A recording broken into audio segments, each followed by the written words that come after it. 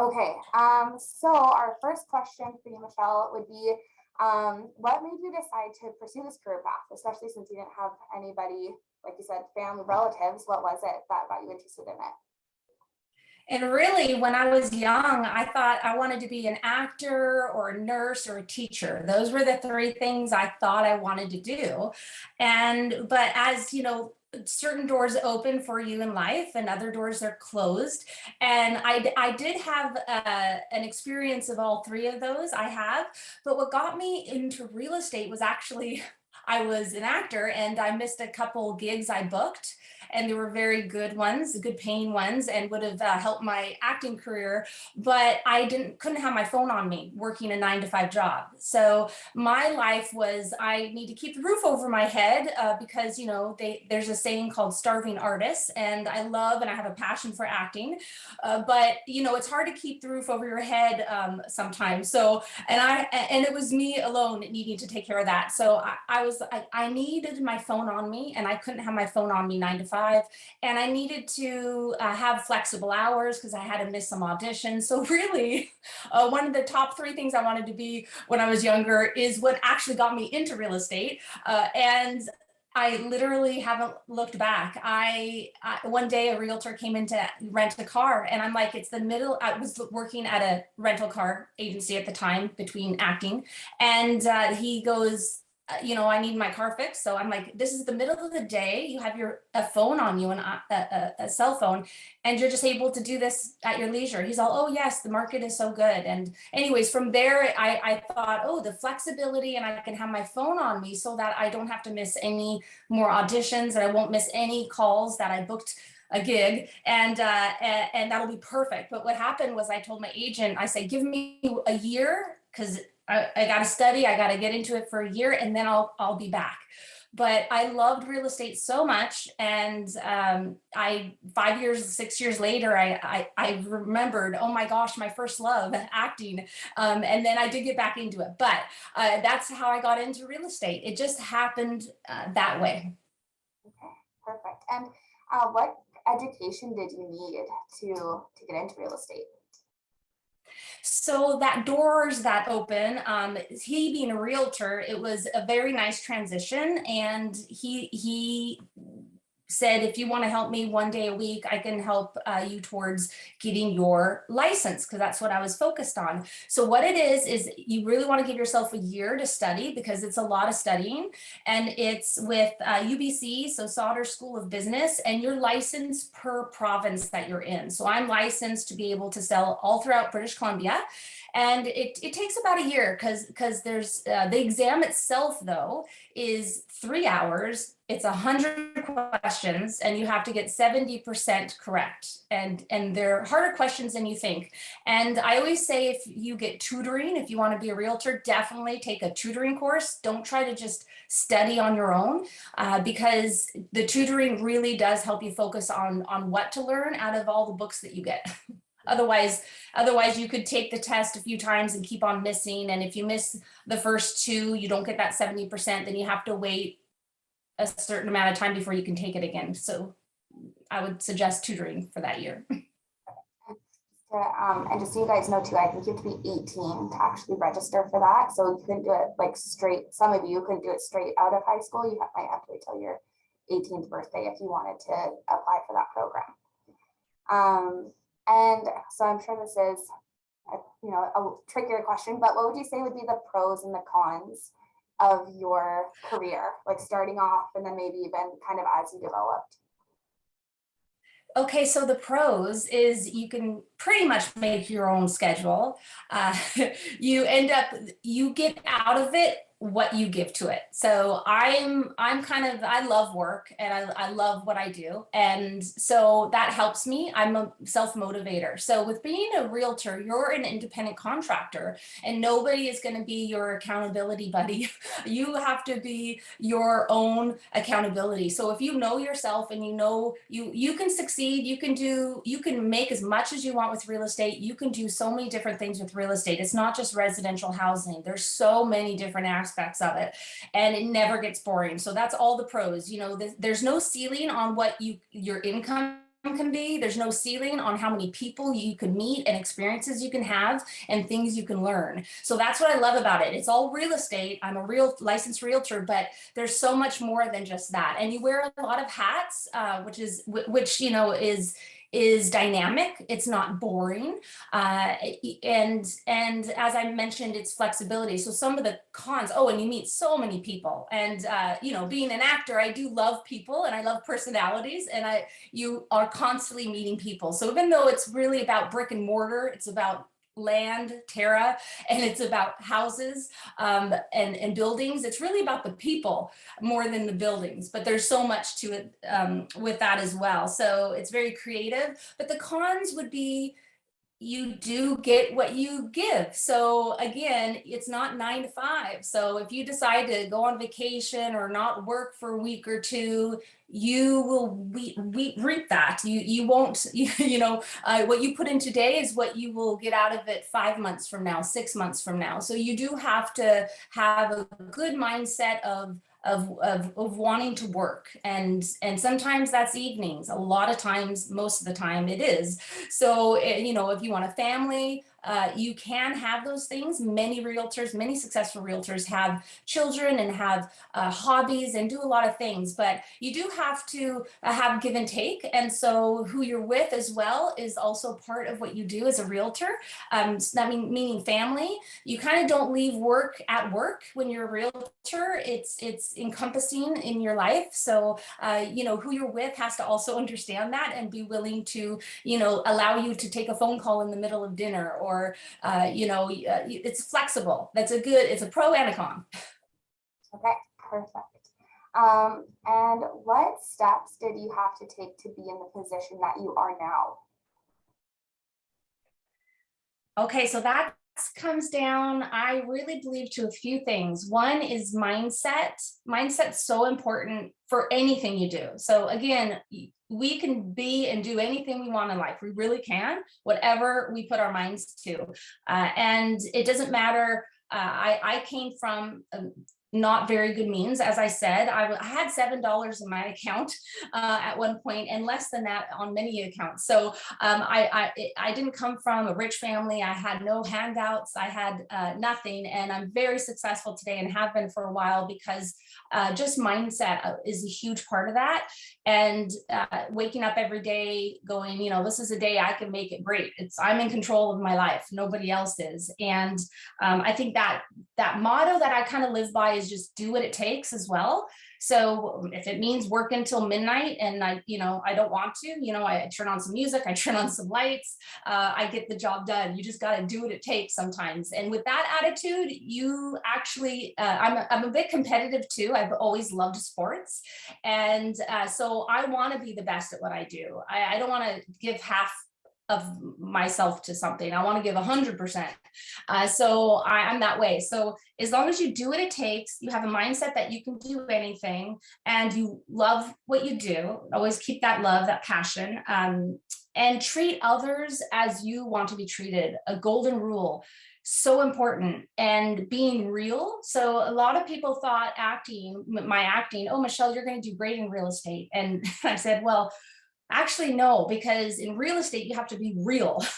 You're not acting. And you have to be yourself. You have to be honest, transparent, and treat others as you want to be treated. And that is completely also something that I think it has helped me become successful. And discipline, as mentioned, you don't have accountability really with anybody else unless you hire a coach or somebody, because you're independent. So you have to keep your own discipline, and just know, again, you'll get out of it what you give, and being confident. Oh, and lastly, let's say, love learning, the learning aspect. So I'm a certified negotiator because, you know, I'm selling real estate. I'm working with buyers that want the best price, and my sellers want the best price, and being a negotiator. So in the real estate course, which is quite interesting, still today, as when I took it 19 years ago, is they don't teach you the practicalities of real estate. It's very just legal and really things you don't practically use in your real estate career. You get your license, now you're out there with the sharks and you're having to sell real estate, and it's very hard. You don't know how to write contracts, you just don't know how to show homes, how to set up open houses, you don't know any of that. So really being a self-learner, and so that's really important. So that's why I took negotiating courses to be certified in that. No other realtor I know has been a certified negotiator. And then I think, well, what else will make me the best marketing and selling agent?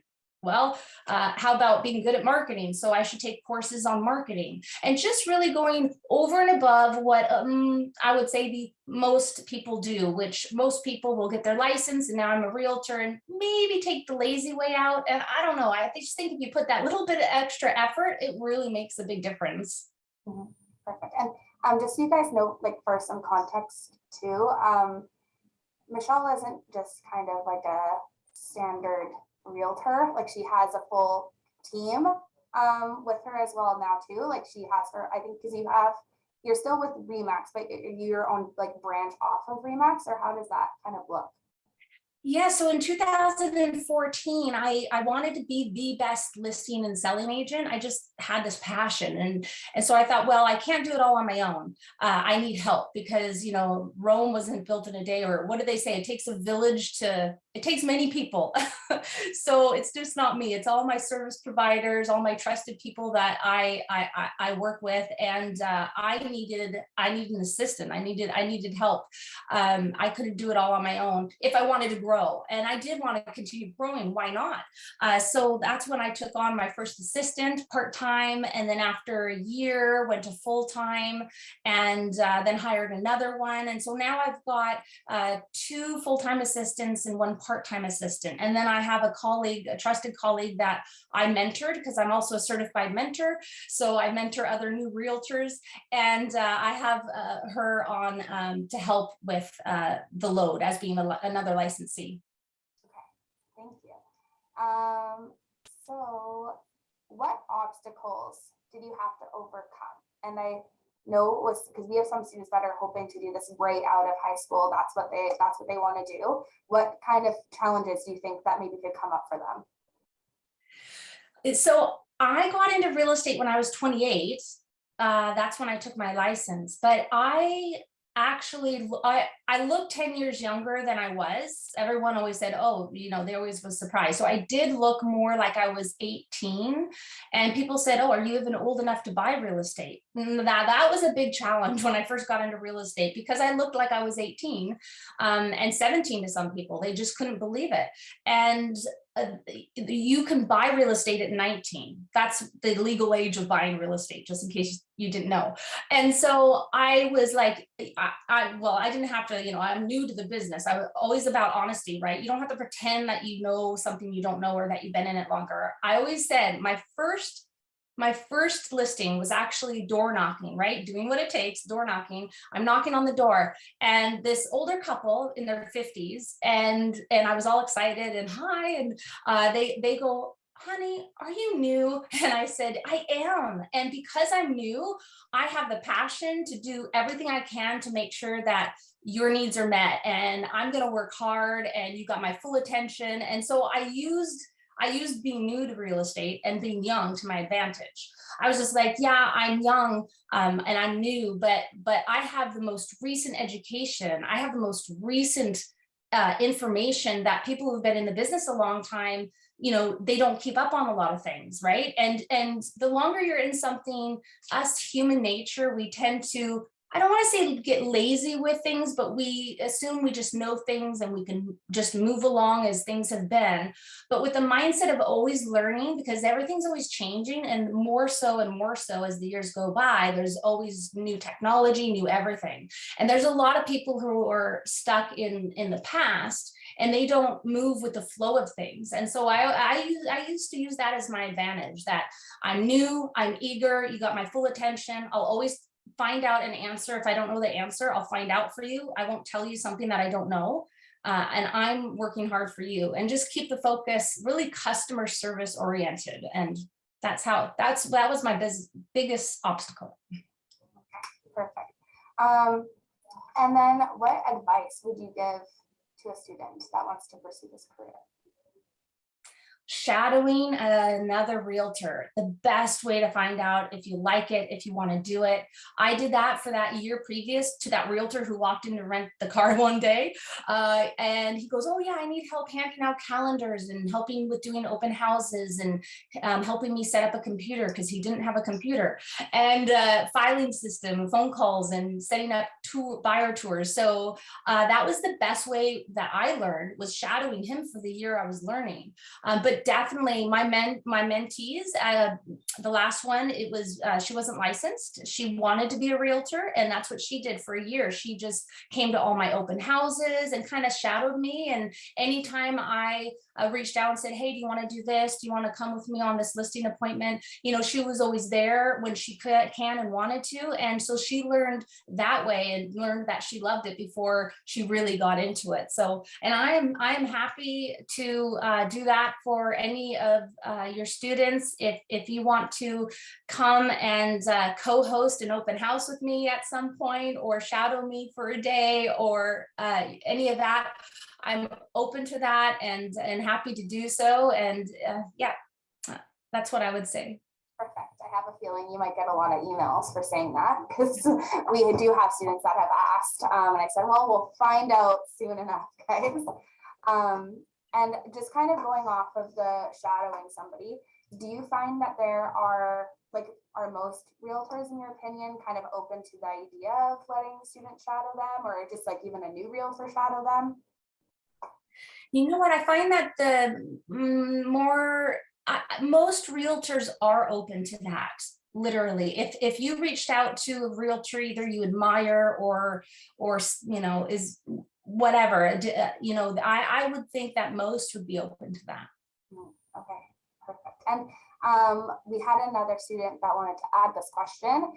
So what does a day in your life look like? A day in the life of a realtor. So it's always different. Always, there's not 2 days alike. But I have not a regimen, but what I love to do, so it's not every day, but what I love to do is, you know, do my exercise in the morning, have some quiet time, do some reading, then kind of look at the day ahead. I look at it obviously the day before. I live by my Google Calendar. That's my system. I have so many appointments and so many phone calls and so many Zooms and different things happening all the time. So my Google Calendar is all color coded, and it's so easy. It makes my life less stressful. And as long as I look at that a day or two in advance and I'm prepared and everything, so a lot of different things. But your health is so important. I see a lot of realtors and different people in careers that when they really get into the career, they're so focused on it that they lose track of their health.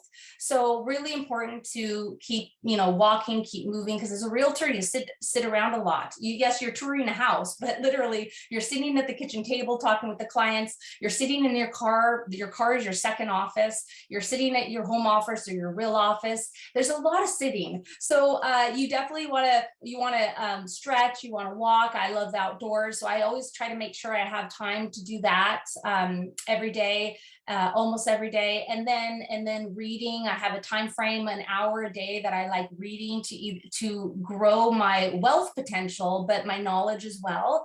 So again, I got some books back here, you see, with my words on them. I got books under my computer. I got books everywhere. And so continue that. And then always talking to clients every day. Obviously, it comes naturally when you're in this business, but also talking to service providers, and your appointments are everywhere because, you know, people need you at any time of the day. So you'll have listing appointments that you're walking through, buyer tours that you're having, and you'll be having lunches or maybe coffee with people. So it's a lot of interaction, and it's all over the place. Your offers are coming in at any given time. They're open till any given time, usually midnight. And everybody goes, why do real estate transactions always have to happen so late at night? And they tend to happen late at night a lot of times because people are back home from work and they have time to think about it and negotiate it. And so late nights. And so it's all over the place. Yeah, so that kind of, because there's a second part of the question that for the student asks, is what does your schedule look like? It sounds like it's late. Yes, it's usually later than earlier in the mornings.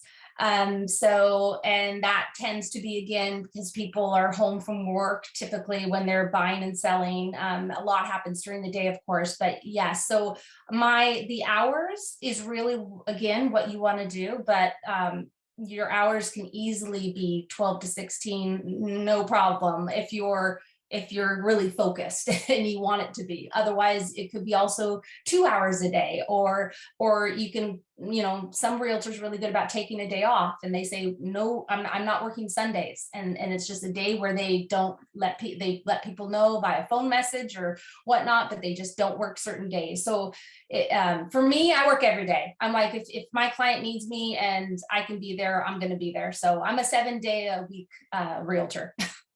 Do you take any vacations? Funny you ask. I'm finally taking my third girls 3 days away next week, Tuesday, Wednesday, and Thursday. But it's, again, if you're focused and a hard worker and you love what you do, you feel like every day is almost a vacation, but you can have burnout. So it is important to take time away. People tell me that all the time. So I'm taking 3 days next week away.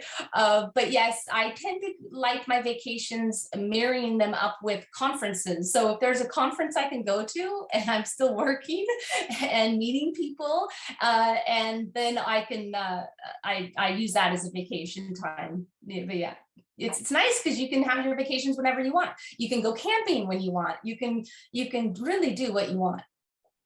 Okay, perfect. And then I had a question, because I know for the students that are wanting to go out and do this, you don't get paid until you sell a house. So when you were first starting out, did you have like a part-time job, or how did you kind of prepare for, that period of time where you weren't going to be making a paycheck until you did, it sounds like you were really outgoing and did your door knocking to like get clients quickly. But how did you kind of like supplement that time? Yeah, that's a really good and important question, actually.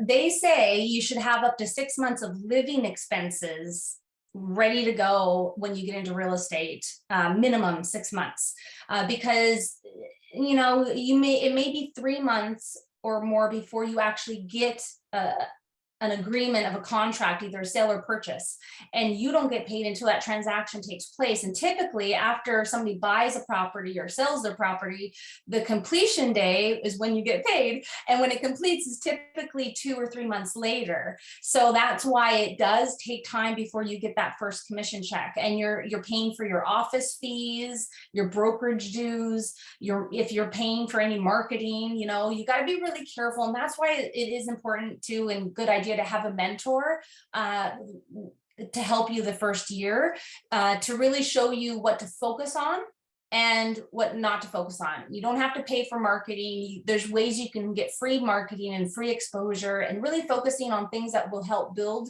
you in with a strong foundation. So very important to do that, I would say, your first year, like shadow realtor, but also have a mentor when you're actually boots on the ground doing the job. That will really help you. But yeah, at least 6 months of living. Logistic question. How long is it that you can go without hanging your license before it's gone? Do you know? Oh, that's a good question. And I forgot to say, you would ask, you can have a part-time job. So I did. I actually kept my job for the first year or two. And then I was just like, no, I just have to focus because on real estate. I lost a real estate deal because, again, I was I was at my 9 to 5 job, and I wasn't able to negotiate something that was really important in a timely fashion. And I worked a double shift, and then it came together at about 1:30, 2 a.m. And my client in Vancouver was too tired at the time for me to go and have him sign it. He goes, I just want to go to bed, Michelle. Can we do it in the morning? And I'm like, ooh, I know that it's verbally accepted, but until it's signed on the dotted line, and that's before DocuSign, this is when you had to physically get everything signed.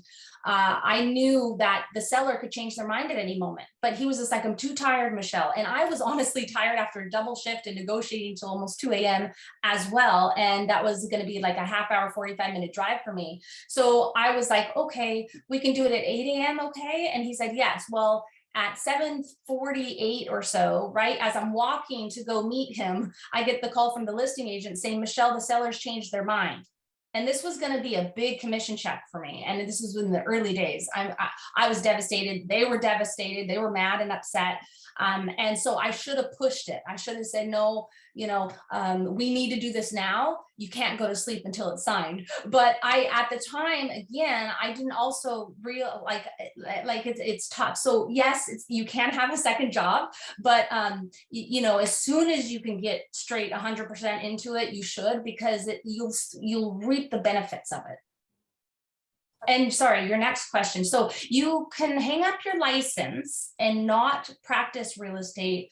I believe it's for 1 year, and you save on the cost and everything. I believe it's 1 year you can do that. And it takes every 2 years you have to renew your license. So it's another fee of about a little over 2,000 or so every 2 years. And there's certain credits and education you need in those 2 years before you're able to renew your license. Okay, perfect. Is there any other kind of like costs that students might not be aware of that you would want to prepare them for? Gas. Oh, yeah. Gas prices. Gas prices today, and I've got a Longhorn truck and a RT Daytona Charger, and so they're gas guzzlers. So I would say, if you can get an electric vehicle or a hybrid, is like the best, but be aware there's a lot of driving. So this is a job, you can't take the transit. You need a vehicle. So just be prepared for a lot of driving and gas. And really the other expenses would be it's the office fees. So depending on what brokerage you go with will determine how much those fees are. And my first brokerage was Royal LePage, because that's how I took my tutoring, and that's where the first realtor was. And they have a lot of education, which is great. I would say choose a brokerage that has a lot of education, like Remax, or you can go with the less expensive brokerages, but they don't teach you as much, and they don't have as much training and as much practical items you can use as the bigger brokerages do. But yes, your office fees and the structure is different depending on what brokerage you go to. So Sutton and Home Life and EXP and Remax, all the different brokerages have different fee structures where they take either 30% of your commission the first year, or 50%, or more or less. And there's different structures you can negotiate if you're aware of that. And then we can open up the floor to any student questions. So you guys start thinking of some questions. Michelle, sometimes they go a little bit quiet on us, so I'm hoping that we have some. Come on, everyone, where's the microphone? Step up, step up. One is All right, I got one here. How does negotiating commission work? Oh, good one. Okay, so every brokerage has a policy of what they charge. They suggest you charge, but you can actually charge anything you want as an independent contractor. So you go in with you got to show your value first. So when you're doing your listing appointment, because as a buyer's agent, you don't negotiate your commission. It is what it is. The buyer's agent gets paid through the listing brokerage, and the listing brokerage is the one who decides what that is with the seller. So that's how the buyer's agent gets paid. It is what it is. But as the listing agent, when you go into a listing appointment and you want to show your value to that homeowner, you want to, first give them value, give them really good advice, bring practical things with you for them, like the statistics of the neighborhood, of the street, examples of properties, their zoning, any future potential of their property. Like wow them with more than what maybe another realtor would provide, and then have that conversation of, these are the services I provide, and this is what I do, but through the different stages of your career, you'll be adding to your services, and you can partner up with people to help lighten the load. So like I do staging and professional photos and a drone video and a floor plan, and then a brochure, and I bring examples of what those look like so they can see, ooh, this is beautiful. My home's going to have this beautiful brochure, and why that's important, and why a video is important and not just photos, and why these things are important. And so showing your value, and then showing your knowledge by saying, and this is how it's going to be marketed, and then go into mentioning exactly what you're going to do for them. Because a lot of people just think that my realtor signed the listing agreement and then they just walked away, and I didn't see them again until an offer came in, and they're like, what did my realtor do this whole time? So expectations is really important. And if you show your value, when you get down to the cost and you go, this is what it's going to cost you to sell, and this is what it's going to cost you to buy. And selling, the biggest cost is the commission, of course. And I charge the regular policy of RE/MAX, which is 7% on the first 100,000 and 3.5% on the remaining. And then you go on and saying, this portion my brokerage gets, this portion I get, this portion the buyer's agent gets, and this portion the government gets. And when you break it down for them, they don't just see you as making all this. Well, it's not just you making this, it's everyone else involved, and then you end up with this amount. And that helps them understand, because all they see is, oh gosh, you're going to make this chunk of money. And so you have to help them understand, because they just don't know. So you educate them on that. And then if you're able to say things like, I typically get more money in my client's pocket at the end of the day on completion day due to my exposure of your listing, my targeted marketing, my network of realtors and people I know, how I market your home and what I do. And so you want to track your record as you're doing real estate as well. So you can claim certain things, because people don't know unless you tell them. So I also, you build up your resume as you're in real estate as well. And then you add that as you go along. But I guess if that explains kind of how you negotiate your commission, people may still say, oh, so-and-so is less than that. And then again, you go back and I go, well, I know that I do these things and I offer these things, which is over and above what they do. And I typically get 6 to 8% more in my client's pocket than they do. And I just charge the policy. I don't charge any more. And I hardly ever have to discount my commission, but then I do offer discounts when I want to, such as if you do more than, more than one transaction with me, I want to thank you and I'm going to give you a discount. Or, you can be flexible if things sell quicker than usual, and you don't have to pay as much in marketing and this and that for something you can offer. If they're having a tough time getting what the price they need in order to make the move they need to make, you can negotiate then too. You can help out and say, well, so there's all sorts of flexibility you can have. But yeah, you want to protect, especially in the beginning, you want to protect your commission, but you don't want to lose a transaction. I mean, every transaction you can have is so important in the beginning. And so you don't want to lose it, but you don't want to just instantly just give it away, because at the end of the day, you'll end up with nothing in your pocket and negative if you're not careful, because you need to understand where your commission goes to. And at the end of the day, what you end up with. Thank you. Any other questions so far, guys?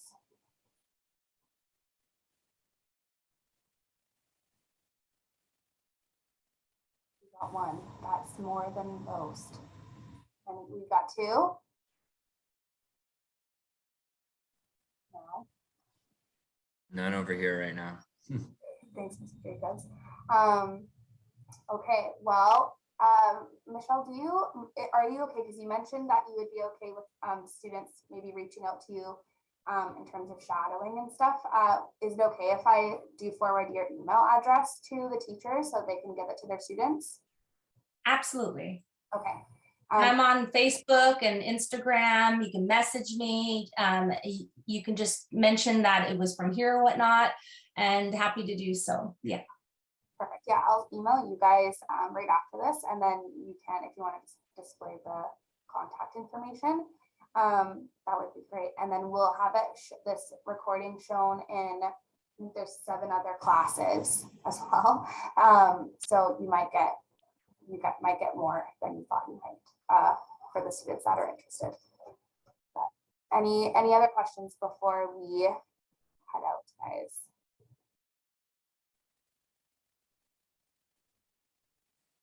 Good. Okay. Well, thank you so much for joining us, Michelle. We really appreciate it. We've had by far the most buzz for this presentation. Lots of students interested in real estate and becoming a realtor, so we really appreciate it. You're welcome. Anytime. Happy to do so. And thanks for having me. Thanks very much. Thank you. Thank Take you, care. Michelle. Thank you. You're welcome. Bye.